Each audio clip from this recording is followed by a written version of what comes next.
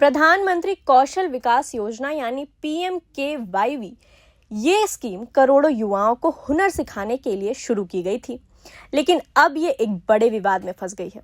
खबर ये है कि इस योजना को चलाने वाला संस्थान यानी कि NSDC national skill development corporation ने अपने ही मौजूदा और पुराने करीब 20 कर्मचारियों को नोटिस थमा दिया है। अब आप सोच रहे होंगे कि आखिर मामला क्या है। तो बात यह है कि भारत के कैग यानी कि CAG जो सरकारी खर्चों की ऑडिट करता है ने इस योजना में कई बड़ी खामियां पकड़ी थी।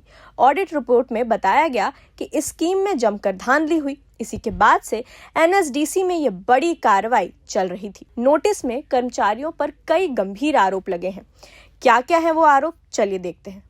जॉब रोल सही से नहीं चुना गया, जिसकी वजह से युवाओं को नौकरी नहीं मिली। दूसरा, सेंटर की जांच ठीक से नहीं हुई।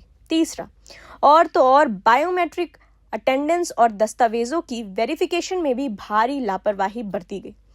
आरोप यह भी है कि डेटा के साथ छेड़छाड़ की गई और गलत तरीके से भुगतान किए गए। आसान भाषा में कहें तो काम कुछ और हुआ और कागजों पर कुछ और दिखाया गया। NSDC ने इन कर्मचारियों को 15 दिन का समय दिया है कि वो इन आरोपों का जवाब दें। नोटिस में साफ लिखा है कि अगर जवाब नहीं आया तो ये मान लिया जाएगा कि आप अपनी गलती कबूल कर रहे हैं। इतना ही नहीं, अगर आगे जांच में पैसों की हेराफेरी या आपराधिक मामला निकलता है तो ये केस जांच एजेंसियों को सौंप दिया जाएगा। अब मजे की बात यह है कि जिन लोगों को ये नोटिस मिले हैं उनमें से कुछ तो NSDC से बरसों पहले ही नौकरी छोड़ चुके हैं। इनमें से एक पूर्व कर्मचारी ने तो इसे हरासमेंट यानी कि उत्पीड़न तक बता दिया।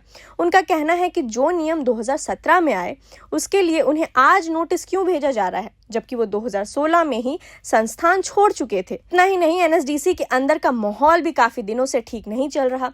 पिछले साल मई में कंपनी ने अपने तत्कालीन CEO को अचानक हटा दिया था और कुछ महीने पहले तो खबर ये भी आई थी कि मिनिस्ट्री ने दिल्ली पुलिस में शिकायत दर्ज कराई है कि NSDC में बड़े पैमाने पर फंड्स की हेराफेरी हुई है।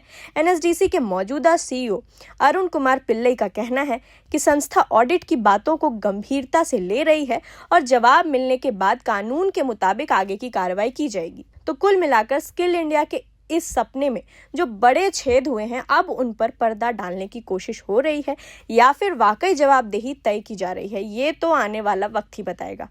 लेकिन एक बात साफ है, सरकारी खजाने के करोड़ों रुपयों के साथ अगर खिलवाड़ हुआ है तो इसकी गाज बहुत से लोगों पर गिरने वाली है। फिलहाल इस रिपोर्ट में इतना ही। बाकी की खबरों के लिए आप जुड़े रहें प्रभात खबर के साथ।